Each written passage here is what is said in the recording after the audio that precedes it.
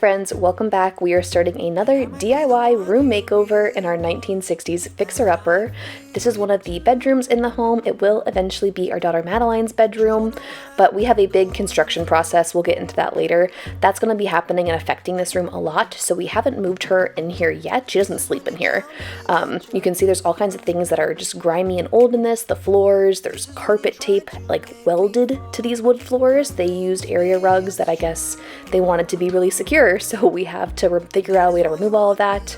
They loved shelves and displaying things, so we have a lot of that stuff to remove and patch and spackle, and it was a well-loved home before we bought it. It's 60 years old and it shows, and so this video is all about just prepping this room and giving it a fresh start.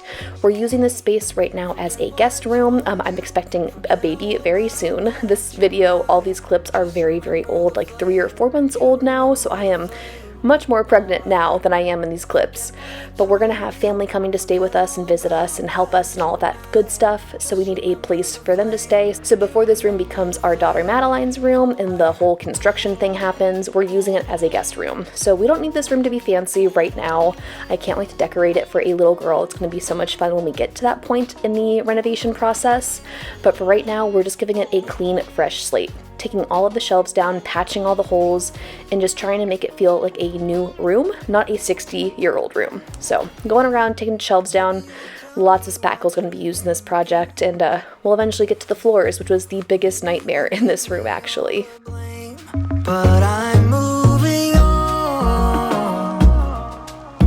I just have to make sure that you know.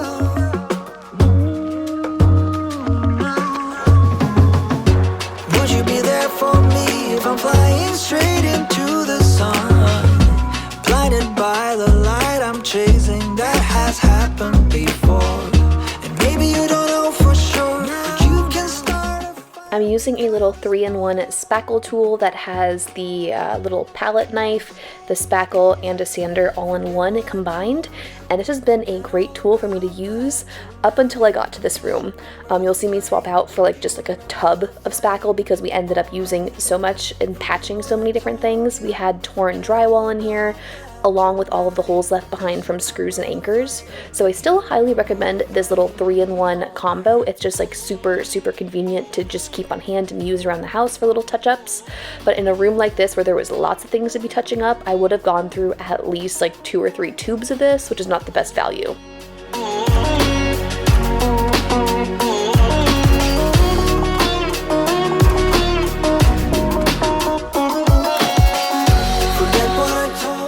Now, if you look closely, you'll spot the curtain brackets above the windows. I was getting a little bit impatient with this process, and actually removing those curtain brackets was the biggest nightmare ever. It took way, way, way too long, damaged the walls way too much. You'll get a closer look at that later. But I was just so eager to get fresh paint on these walls because the walls were really stained and dirty and discolored. And I had been sleeping in this room while we were here this time. I just wanted fresh, clean walls in here, basically. So I did a little bit of a shortcut, and I was like, you know what? I'm gonna just not cut in and do the trim work on this room right now. I'm just gonna get most of the paint on the wall. So that's what's going on here, throwing some paint up. As usual, in every other room in the house, I'm going with Swiss Coffee by Behr Paints. Absolutely love this white everywhere in my home.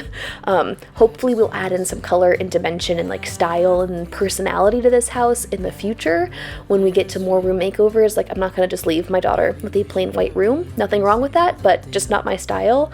But for right now, just getting clean walls was so important. So throwing this up on the wall, making this room a lot cleaner, and you'll see we just kind of jump around now in this room. We're not going to go straight back to finishing the paint job.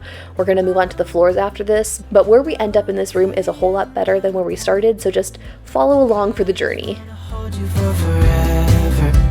Every day you're making me better, 'cause a love like this is rare, and I wanna take you there.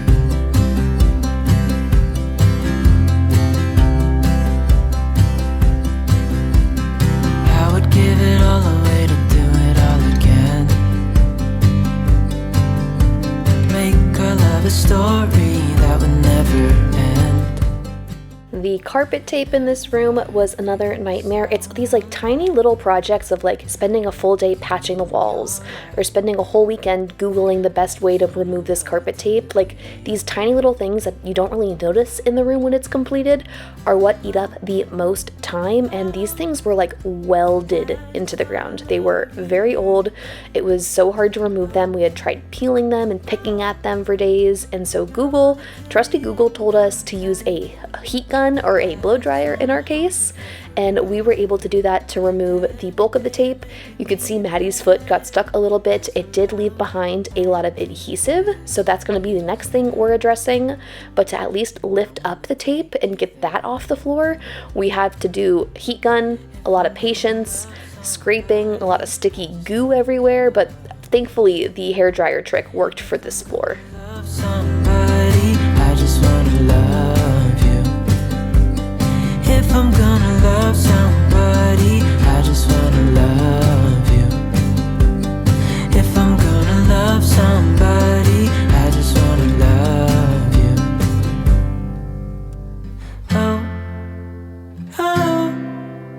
I just wanna love you right. After scraping all of the floors, like I said, we were left with a lot of adhesive stickiness, and some of it was such a strong stick, like it would literally take your sock off. Like if you were wearing socks in this room and walked around and stepped in one of these sticky spots and you pulled your foot up, your sock would stay behind. Like it was a lot of adhesive left behind.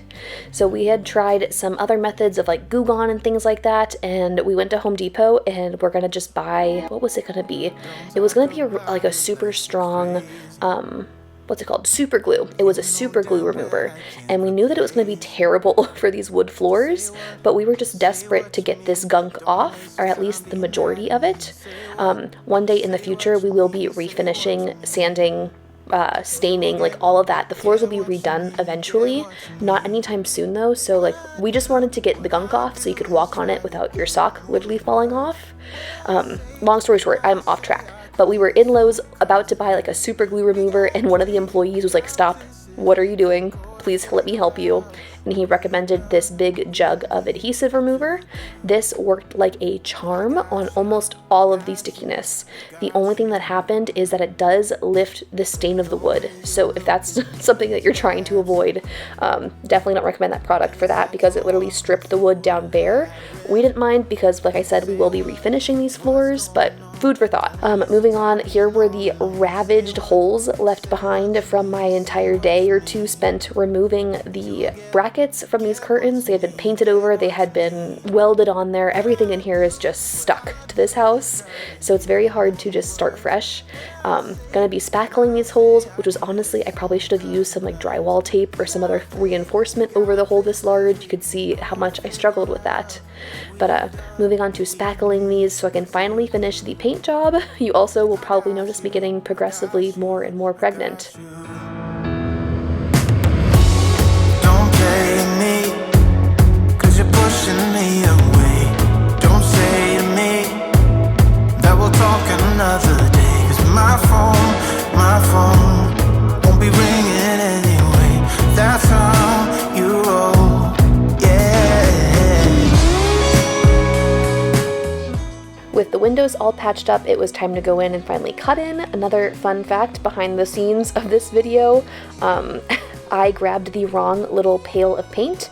Because everything is going to be Swiss coffee in this house, I just keep an open thing of, what's it called?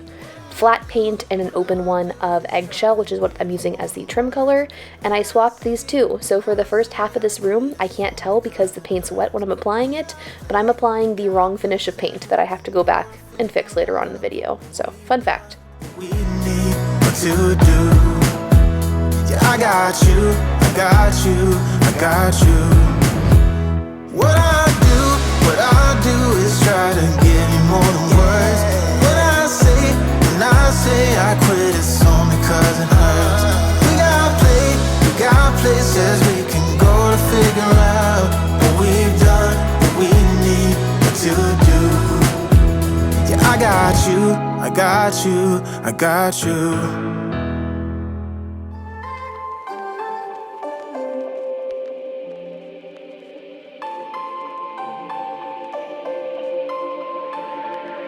Reel me in to get it going. Open me up, sweet. Okay, we are finally done with the not fun part of the process, the patching, all of that. The floors are done. You can see where the adhesive remover stripped them pretty good. Like I said, not a concern for us right now. And just to mask it, we're going to be laying down a rug. I found this one from Amazon. It's one of the Loloi. They're really popular on Instagram. It was super affordable, less than 200 bucks, and I love that it kind of has a pinkish tone. I think this will be adorable in Madeline's room in the future, so that's why I went with this. I was trying to think ahead of something that will work when this room becomes hers again, and it also covers up the ugly floors, so whoever's staying in here as a guest room has something a little bit nicer to walk on. So we have this rolled out. I am so happy with this rug. Like, this rug was better than my wildest dreams. I'm very pleased. It's very thin, it's not very plush, so we'll probably add a rug pad beneath it to make it softer one day, but until then, I'm just happy that it covers the floor and it's cute. We're also going to end up unwrapping the dresser. We had just left this covered up and protected from the moving process, from the movers all the way back in California. Sadly, this dresser did get a hole punched through the top of it. It's MDF, IKEA. It's not insured, or like the movers specifically say, like, if you have IKEA furniture and it breaks, it's not our fault. So I have a plan to patch this because I still love Maddie's dresser. We even like customized the drawer pulls on it. So I definitely still like want to fix this up and make this workable, even though there's a big like 4 or 5 inch hole through the top of it. I think we'll make that work in here, but I think it also just makes it feel a little bit homier just to have some furniture in this room. So even though at this point in time I didn't have anything in these drawers, I'm just happy to have like one more thing to make this actually feel like a bedroom or a guest room for the people coming to stay with us.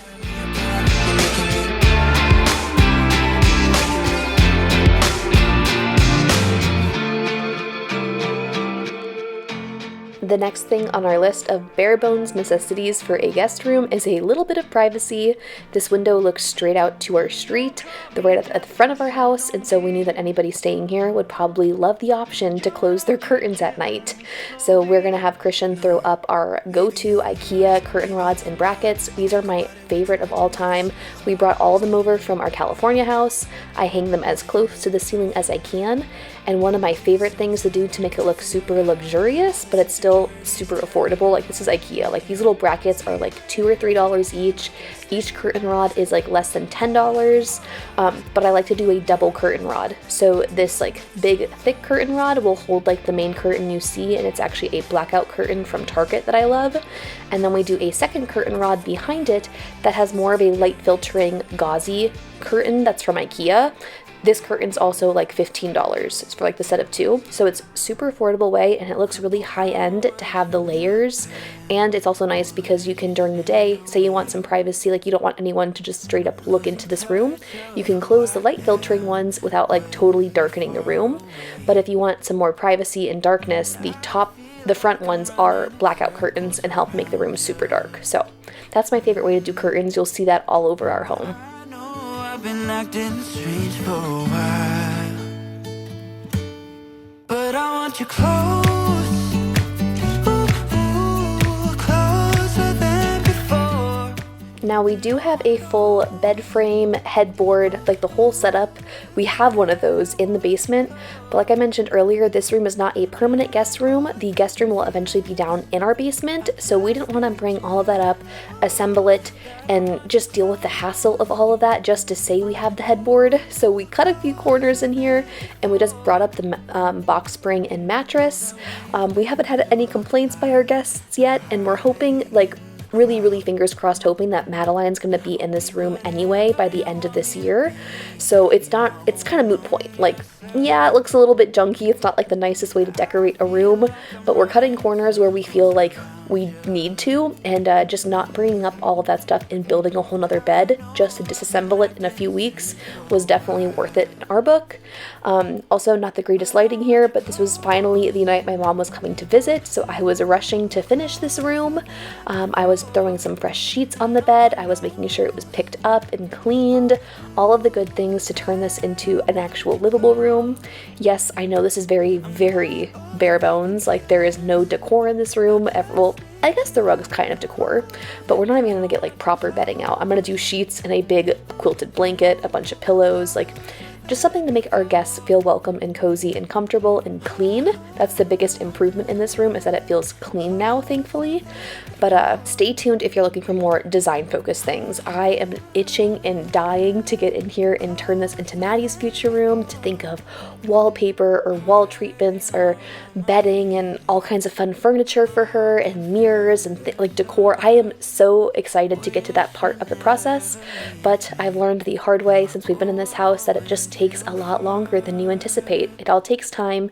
Every step we do is an improvement to this home. We're getting a little bit closer to making it how we actually want it to be, and so I'm just being patient. This is exactly what our guest room looks like right now, except we actually have at least 15 boxes stacked in there for things that I've been pulling out for baby.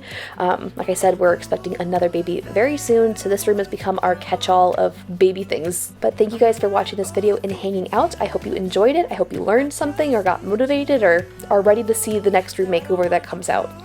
I like to post every single Tuesday, but like I said, I will be having a baby soon, so we'll see what happens with my posting schedule then. But until then, I'll see you guys next time. Bye!